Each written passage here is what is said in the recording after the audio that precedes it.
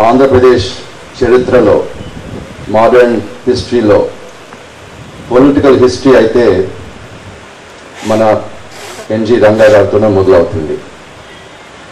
ఆయన 1900లోనే at the turn of the century ఆ రోజుల్లో ఇక్కడి నుంచి ఒక రైతు బిడ్డగా ఆక్స్ఫర్డ్ యూనివర్సిటీకి వెళ్ళి లండన్కి వెళ్ళి అక్కడ చదువుతా ఉంటే అప్పుడు ఎంతోమంది ఆయనతో కూడా అక్కడ స్టూడెంట్స్గా ఉన్నారు. నెహ్రూ, ఎస్ రాధాకృష్ణ గారు ఇప్పుడు ఫోటో చూస్తూ ఉంటే ఆయన రాధాకృష్ణ గారు కూడా ఎక్స్ ప్రెసిడెంట్ ఆఫ్ ఇండియాతో కూడా అక్కడే చదువుతున్నారు.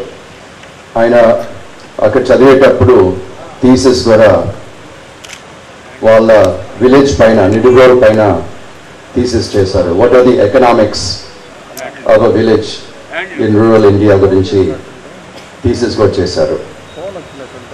ఇండియాకి వచ్చినాక మెడ్రాస్ ప్రెసిడెన్సీలో అక్కడ ప్రొఫెసర్గా చేస్తూ గాంధీ గారి స్ఫూర్తితో ఫ్రీడమ్ స్ట్రగల్లో కూడా ఎంటర్ అయ్యే జరిగింది.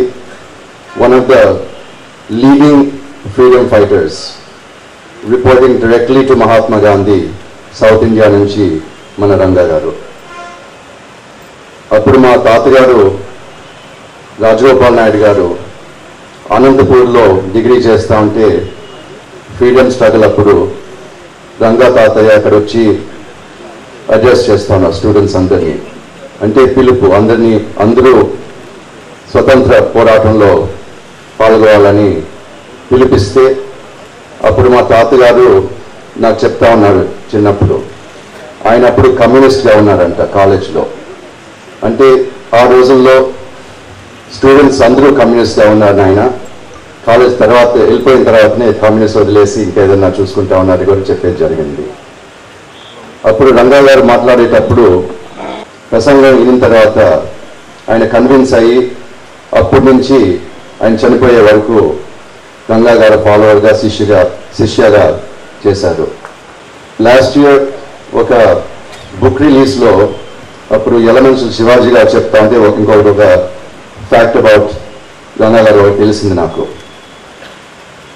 స్వతంత్రం తర్వాత Congress working committee, first Congress working committee form చేసేటప్పుడు నెహ్రూ లిస్ట్ పంపించారంట సర్దార్ పటేల్కి. ఆ లిస్ట్లో ఎన్జి రంగా పేరు లేదని సర్దార్ వల్లభాయ్ పటేల్ కూడా రంగా పెట్టే వరకు నేను కూడా జాయిన్ అవ్వనని మొండిగా కూర్చున్నారంట. రంగా గారు పేరు పెట్టే వరకు ఆ Congress working committee call for చేసేదానికి కూడా professor NG Ranga also in the first Congress working committee after independence. ఆయన పార్లమెంట్లో ఎంటర్ అయినప్పటి నుంచి రైతు బాంధవుడుగా ఫార్మర్స్ ఇష్యూస్ పైన టేకప్ చేశారు. He earn the name as leader of farmers leaders in parliament and in the country. ఇప్పటికి కూడా మేము ఎంతోమంది అప్పుడు ఫార్మర్స్ లీడర్స్గా ఉంటే వాళ్ళ పిల్లలు, వాళ్ళ మనవరాలు అందరూ ఇప్పుడు పార్లమెంట్లో ఉంటే వాళ్ళందరూ ఎన్జి రంగా అంటే ఇప్పటికీ గుర్తుపెట్టుకుంటారు. పైన వెళ్తా ఉంటే ఫార్మర్స్ గురించి మర్చిపోతున్నారు, పట్టించుకోవడం లేదని నెహ్రూతో డిఫర్ అయ్యి కాంగ్రెస్ పార్టీ నుంచి బయటికి వెళ్ళిపోయేది జరిగింది. అప్పుడు కృషి లోక్ పార్టీ, మన స్వతంత్ర పార్టీ కూడా ఆయనే లీడ్ తీసుకొని one of the founding members of both the పార్టీస్గా ఉండి నెహ్రూతో పోరాడుతూ ఉన్నారు. ఇప్పుడు పార్టీలు మారే వాళ్ళు చాలా మంది చూస్తున్నాము. వాళ్ళు ఎందుకు మారుతున్నారు కూడా మనకందరికీ తెలుసు. కానీ అప్పుడు పార్టీస్ మారుతూ ఉండేటప్పుడు ఇష్యూ బేస్డ్ పాలిటిక్స్ తీసుకొని ఇష్యూస్ పైన డిఫర్ అయ్యి అప్పుడు పార్టీలు మారుతూ ఉన్నారు. ఇప్పుడు డబ్బుల కోసం, పదవుల కోసం కాదుగా, అట్లా కాకుండా ఇష్యూస్ పైన డిఫర్ అయ్యి మారుతూ ఉన్నారు. మా తాతగారు కూడా అందరూ ఏథియస్ట్ అని చెప్పేవాళ్ళు. ఇవన్నీ ఎందుకు నాకు చెప్తారు ఇప్పుడు నాకు అంటే ఆయన చనిపోయే వరకు నాకు తెలియదు ఆయన ఏథియస్ట్ అని.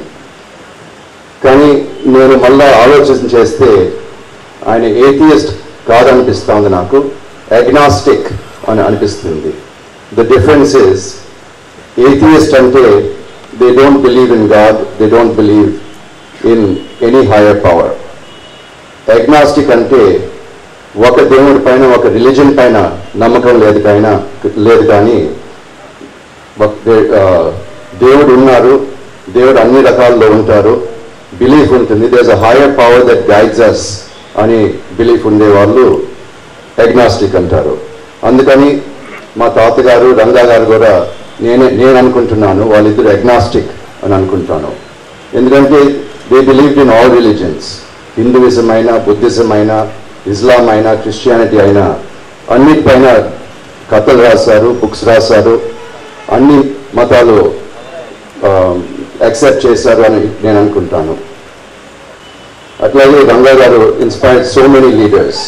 ఇప్పుడు ఉండే జనరేషన్లోనే చూస్తే పెద్ద పెద్ద వాళ్ళు, మన ముఖ్యమంత్రి చంద్రబాబు నాయుడు గారు అయినా, లేకపోతే స్వర్గీయ వైఎస్ రాజశేఖర రెడ్డి గారు అయినా, ఎర్రన్ నాయుడు గారు అయినా, వెంకయ్య నాయుడు గారు అయినా, వీళ్ళందరూ ఆయన శిష్యులుగా ఫస్ట్లో మొదలుపెట్టారని నాకు తెలిసింది. ఇప్పుడు నారాయణరావు గారు చెప్పినట్టు పార్లమెంట్లో కూడా మేమందరూ ఇవన్నీ ఒక్కొక్కసారి మాట్లాడుకుంటూ ఉంటాము. మనం అందరూ రంగా గారు పొలిటికల్ లెగసీ అని కూడా యాక్సెప్ట్ చేస్తాము. నారాయణరావు గారైనా, కేశినేని నాని గారైనా, రామ్మోహన్ నాయుడు గారైనా, రాజగోపాల్ నాయుడు అండ్ లచ్చమ్మ గారు, వీళ్ళిద్దరు right hand and left hand. ఒక పక్క చిత్తూరు డిస్ట్రిక్ట్, ఇంకొక పక్క Srikakulam district. On two ends of the state he had followers through out the state అని కూడా తెలుస్తూ ఉంది. నేను పుట్టినప్పుడు నా పేరు జయదేవ్ అని కూడా భారతీదేవి నా పేరు పెట్టారని కూడా నాకు తెలుస్తూ ఉండింది. అంటే జయదేవ్ ఎందుకు పెట్టారని చిన్నప్పటి నుంచి నేను ఆలోచిస్తూ ఉంటే, పాలిటిక్స్లోకి వచ్చిన తర్వాత ఆ స్లోగన్స్ ఎత్తుతా ఉంటే జై జై అని ఇప్పుడు తెలుస్తూ ఉంది నా పేరు ఎందుకు జయదేవ్ అని పెట్టారో. అది బాగా పనికి వస్తుందని అనుకుని పెట్టారని కూడా నాకు ఇప్పుడు అనిపిస్తుంది. నేను 1978లో India, when I was in 6th క్లాస్లో చదువుకుంటా ఉన్నప్పుడు, ఇండియాకి వచ్చినప్పుడు ఢిల్లీలో ఒక నెల అక్కడ మా తాతగారు రంగా తాతయ్యతో కలిసి ఉన్నాను. 35 నార్త్ అవెన్యూలో ఉండి, అప్పుడు ఫస్ట్ టైం పార్లమెంట్లో నేను అడుగుపెట్టింది అప్పుడు రంగా తాతయ్యతో, మా తాతయ్యతో 1978లో. అప్పుడు Indira Gandhi is not prime minister. It was after the emergency. తర్వాత ఆమె ఆపోజిషన్ లీడర్గా ఉన్నారు. అప్పుడు నేను ఇందిరాగాంధీని కలిసేది జరిగింది, చరణ్ సింగ్ని కలిసేది జరిగింది, సంజీవ్ రెడ్డి, ఇట్లా ఎంతో మంది దగ్గర తీసుకెళ్ళి పరిచయం చేసి మాట్లాడించేది కూడా జరిగింది. చిన్నప్పటి నుంచి మా తాతగారు రంగా తాతయ్యని చూసి నాకు ఇన్స్పిరేషన్ వచ్చి నేను కూడా పాలిటిక్స్లో ఉండాలని అప్పుడు చిన్నప్పటి నుంచే ఒక చైల్డ్హుడ్ డ్రీమ్గా ఉండింది. 1982లో రంగా తాతయ్య నేను హై స్కూల్లో ఉన్నప్పుడు ఆయన షికాగోకి వచ్చి మా ఇంట్లో ఉన్నారు.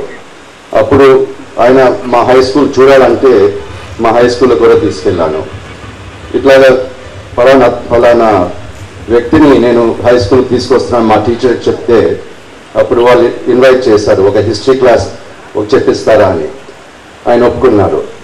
అప్పుడు హిస్టరీ క్లాస్లో 1 లెక్చర్ ఇచ్చారు. ఆయన ఎంత పెద్ద అయినా చిన్నపిల్లలంటే చాలా ఇష్టం, వాళ్ళకి ఏదైనా చెప్పించాలంటే చాలా ఇష్టం, ఎంతో హ్యాపీగా ఉన్నారు అందరూ వింటూ ఉంటే. మళ్ళీ నేను కాలేజ్ చదివేటప్పుడు ఫస్ట్ యూనివర్సిటీ ఆఫ్ ఇలినాయ్లో ఎలక్ట్రికల్ ఇంజనీరింగ్గా మొదలుపెట్టాను. కానీ సగం కోర్స్ అయిపోయినాక నేను ఇండియా మళ్ళీ తిరిగి రావాలా, ఇండియాలో పాలిటిక్స్కి వెళ్ళాలని అనుకొని ఇంజనీరింగ్ నుంచి బయటకు వచ్చేసి నేను పొలిటికల్ సైన్స్ సబ్జెక్ట్ తీసుకున్నాను. అప్పుడు మా నాన్నగారికి చాలా కోపం వచ్చింది. 1 సంవత్సరం నాతో మాట్లాడలేదు. ఎందుకంటే పాలిటిక్స్ ఏంట్రా, ఇంజనీరింగ్ చేయాలా, బిజినెస్ చేయాలని అంటే నేను ఏం లేదని. కానీ ఆ సమ్మర్ నేను ఇండియాకి వచ్చేటప్పుడు ఢిల్లీలో ఫ్లైట్ ఆగింది. 2 AM నేను ఇందిరాగాంధీ ఇంటర్నేషనల్ ఎయిర్పోర్ట్లో దిగి అప్పుడు గంగా తాతయ్య వాళ్ళ పిఏ, మా గ్రాండ్ ఫాదర్ పిఏ శాస్త్రి గారు అని ఉన్నారు.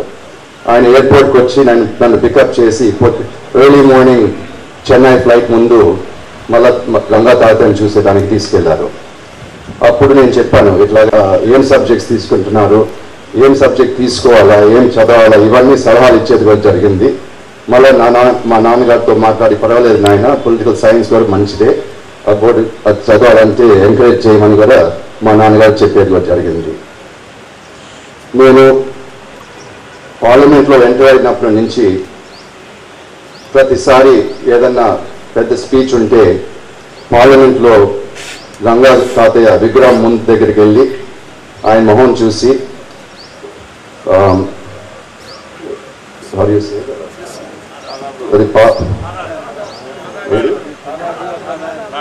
పాదాబంధనం చేసి లోక్సభలోకి వెళ్ళి మాట్లాడతాను.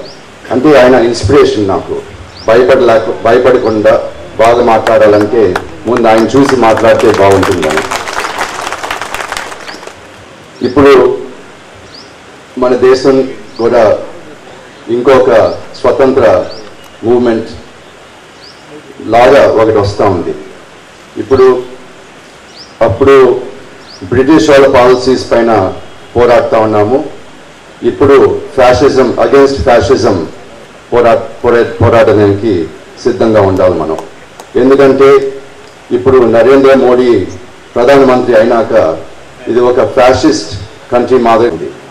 ఎందుకంటే కల్చరల్ నేషనలిజం అనేది మీకు అందరికీ తెలుసో తెలీదో కానీ కల్చరల్ నేషనలిజం అనేది it's a fascist movement, right wing movement. Country అంటే ఒకే ఐడెంటిటీ ఉండాలనుకుంటారు, ఒకే భాష, ఒకే మతం, ఒకే డ్రెస్సింగ్, ఒకే డయట్, ఒకే ఇండియన్ అంటే ఇలాగే ఉంటేనే మీరు ఇండియన్ అని అనుకుంటారు. కానీ నేను చిత్తూరు నుంచి గుంటూరుకి వెళ్తేనే కల్చర్ మొత్తం మారిపోతుంది, తిండి మారిపోతుంది, బట్టలు మారిపోతాయి, భాష కూడా మాట్లాడేది కూడా డిఫరెన్స్ ఉంటుంది. North India, south India, east India, west India ఒక చోటుకి వెళ్తే ఇంకొక చోటు మాదిరిగా ఉండదు.